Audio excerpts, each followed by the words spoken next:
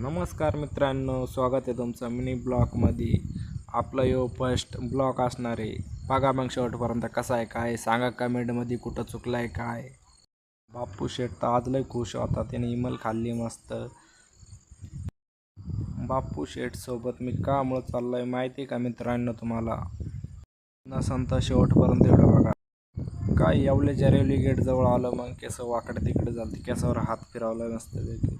इथं आल्यावर काय रेल्वेचा गेट बंद झाला, तर हरणं वाजलं तेव्हा शिक भाऊनं गेट उघडलाय.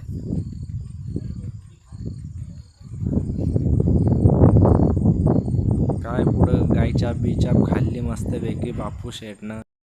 मग काय इथं हळदीला आलोय. इथं दिसलाय जाता जाता साईराज बँड.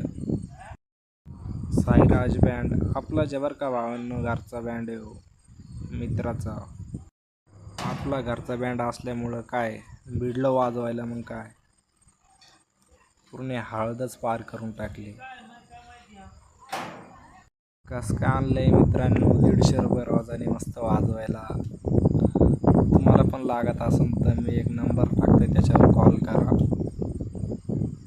1000 2 हजार एका एकाला वरंगणी भेटले भावांना मस्त. मग काय गेलो गाडीवर. चला म्हणलं आपल्या मित्राचं व्हिडिओ काढू जरसा प्याडा वाजवताना. कस का वाजवतोय भावांना. मग काय साईराज बँड म्हणले काय नाचायला पब्लिक मागे हटती काय वय, नाद करून टाक. कस काय भावांना बँड मग कडक आहे ना साईराज.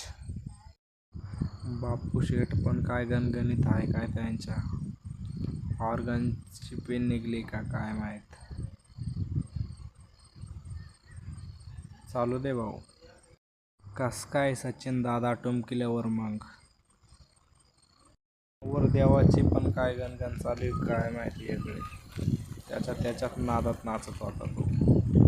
समाधानचं तर काय वारंगणीवरच लक्ष होतं. भाऊ कस काय ढोल मास्तर, कोणाला लागत असेल तर कॉल करा.